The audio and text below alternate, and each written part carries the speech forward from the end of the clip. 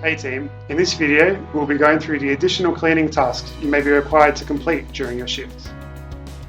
Floor scrubber. Set up the floor scrubber near a hose.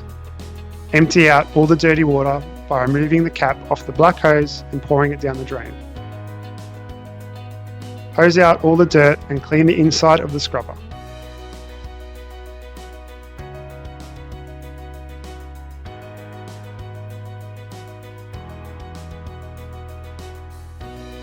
Once cleaned, refill the scrubber with fresh water up to the indicated line.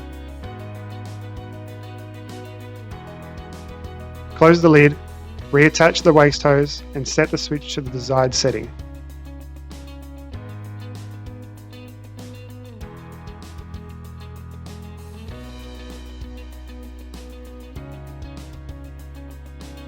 Pull down on the rear lever to activate the rear scrubber.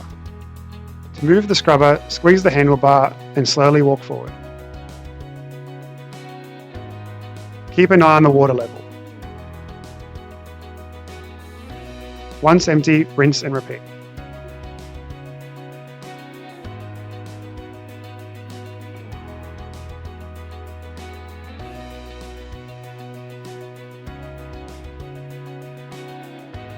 Cleaning scum lines.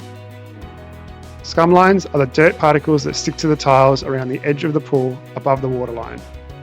If left to build up for too long, they can turn darker in colour and potentially damage the tiling. The magic sponge is predominantly used to clean this. First, wet the sponge in water, then scrub firmly for a few seconds on each tile until clean.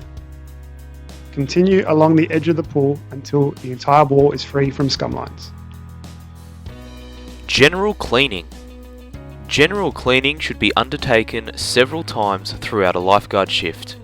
Ensure that the non-supervising lifeguard bib is worn whenever you are not watching the pool.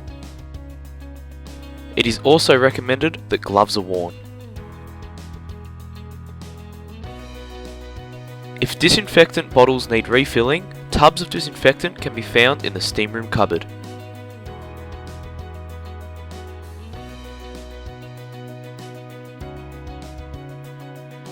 Perform multiple squirts into the bottle and fill up the rest using fresh water.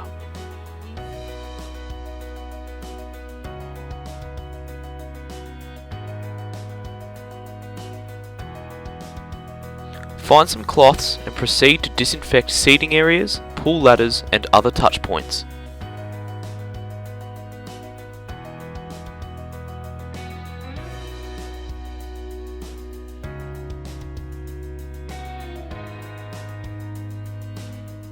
Change room checks should also be completed every hour.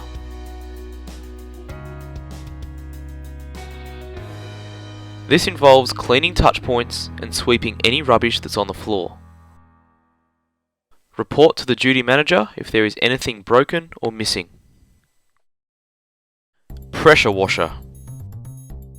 The pressure washer can be found in the back storeroom near the 25-metre pool.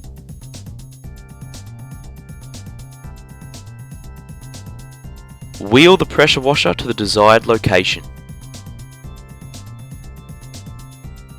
An extension cord will most likely be required. Connect the two cords using a knot as shown. This prevents them from unplugging.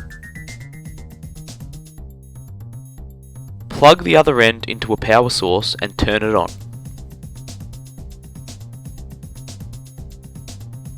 Find a hose, plug one end into a tap and the other end into the pressure washer.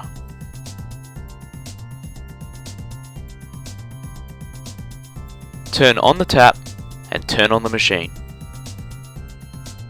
Aim the hose and squeeze the trigger. Ensure the hose is not aimed at anybody as this can cause harm.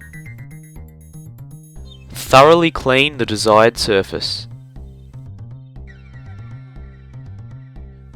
The pressure hose can be moved around if required.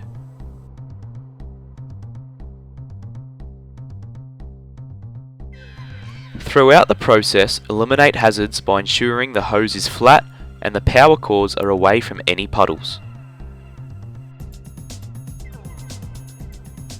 pack up the pressure hose, complete the entire process in reverse.